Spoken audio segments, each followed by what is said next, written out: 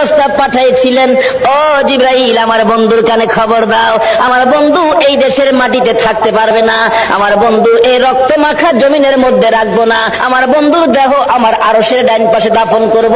জিবরাইল খবর নিয়ে ডাকতেছেন, হুজুর আল্লাহর সালাম গ্রহণ করুন। আমি জিবরাইলের সালাম গ্রহণ করুন।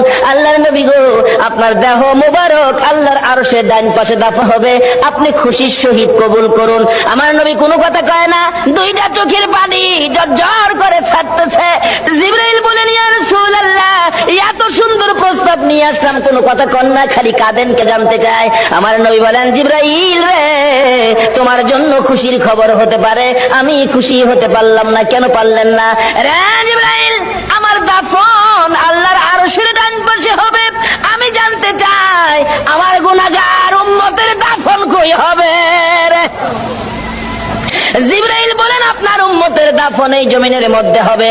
আমার নবীর কান্না আরো বেড়ে গেছে। জিবরাইল, না না, সইতে পারি না, আমি আরশে থাকবো আর আমার উম্মতেরা এই জমিনে থাকবে। আমার মন মানে না, প্রস্তাব আমি রাখবো না। আমার পক্ষ থেকে একটা প্রস্তাব আমার প্রভুর দরবারে তুলে ধরো। জিবরাইল রে, আমার গুনাহগার এতিম উম্মতেরা যেই জমিনে থাকবে, আমি নবী আরশে যাব না রে, আমি আমার গুনাহগার উম্মতের পাশে সেই জমিনের মধ্যে শুয়ে থাকবো। আরে দয়ালো নবী, প্রেমের ছবি আর আসবে না জগতে, আমার দয়ালো নবী, প্রেমের ছবি আর আসবে না।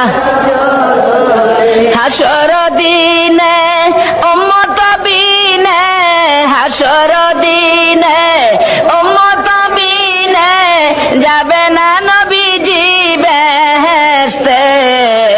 দয়ালো নবী, প্রেমের ছবি আর আসবে না জগতে, আমার দয়ালো নবী, প্রেমের ছবি